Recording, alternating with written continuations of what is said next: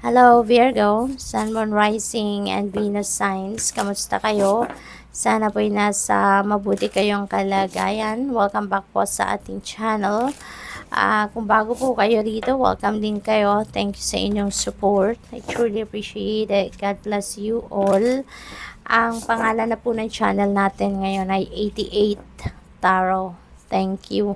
O na mensahe po ninyo ay magic happens when you most expected. 'Di ba? That's very true. Kasi nga, whatever it is that you believe, whatever it is that you put in your mind, yun ang eventually makikita ninyo sa buhay ninyo. That is what is eventually going to manifest in your life. Yun ang magmamanifest. Yun ang mangyayari. Yun ang magaganap na sa buhay ninyo. Kaya, when you are expecting magic, miracles to happen, naasahan mo na, 'di ba, na talagang yan ay dadating, yan ay mangyayari. Gratitude again, okay, Virgo, again and again, Virgo is very grateful for everything that Virgo has in their lives. 'Di ba? Hindi kayo nakakalimot magpasalamat, no? Maybe every day of your life nagdadasal kayo in gratitude, no? You are uh, acknowledging and grateful of all the blessings of everything na binibigay sa inyo ng Divine Universe. Collaboration of your souls, meron ditong partnerships na magaganap for some of you.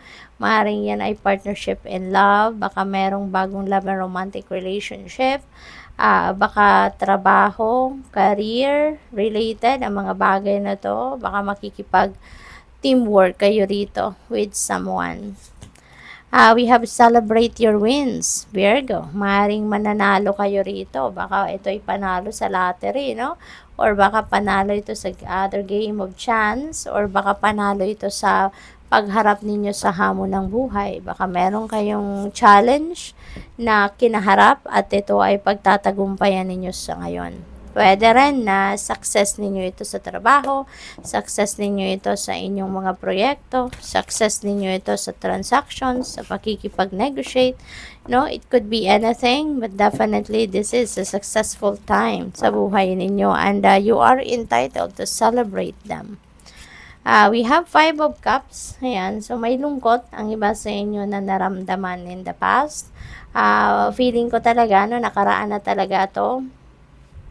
At ngayon, napagtagumpayan nyo na to, yung lungkot na to. No, siguro, feeling ko dito, this is just very recent na pangyayaring ito, na nalungkot kayo, napagod kayo sa inyong sitwasyon. Pero you were able to bounce back. Sa ngayon, napagtagumpayan ninyo or mapagtatagumpayan ninyo yan at magiging masaya na kayo. Things are going to change for the better dito, Virgo.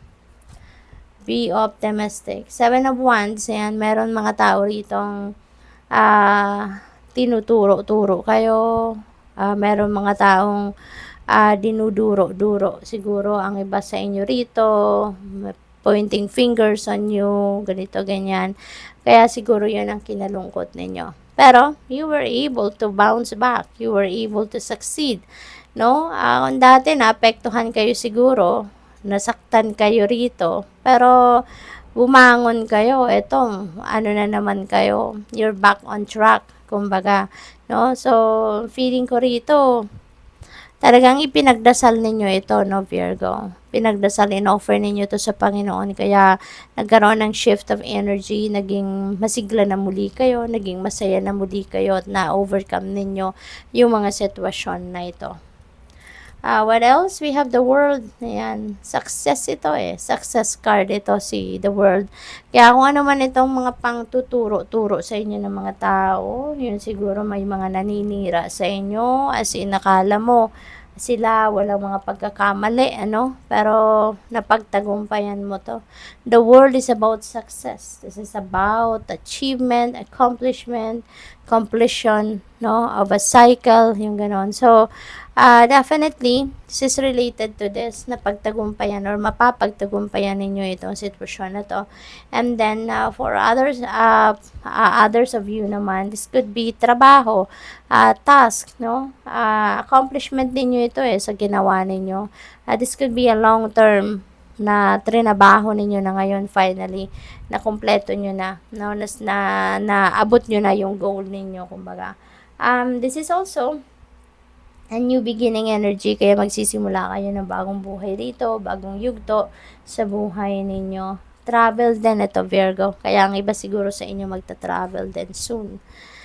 Six of Pentacles, kung anong kailangan ninyo, lalo-lalo na pagdating sa pera. No, kung ito ang kailangan ninyo, money, rest assured that there is a windfall of money coming your way. Okay? Meron paparating na pera sa inyo rito, kaya huwag kayong mag-alala. The promise of Six of Pentacles is whatever it is that you need, that will be met. Kaya ngayon pa lang, ipagpasalamat nyo na yan sa Panginoon. Ngayon pa lang, ipagdasal mo na yan at magpasalamat ka na. Okay?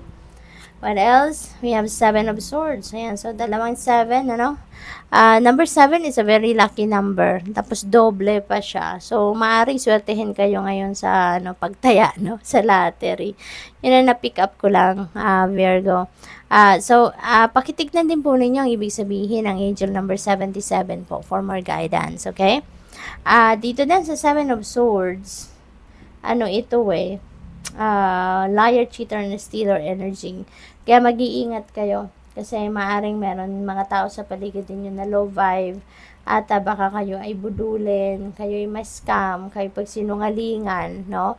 Kaya mag-iingat kayo. Maging vigilant kayo, okay? What else? We have strength. Yeah, you may need, no? Inner strength dito.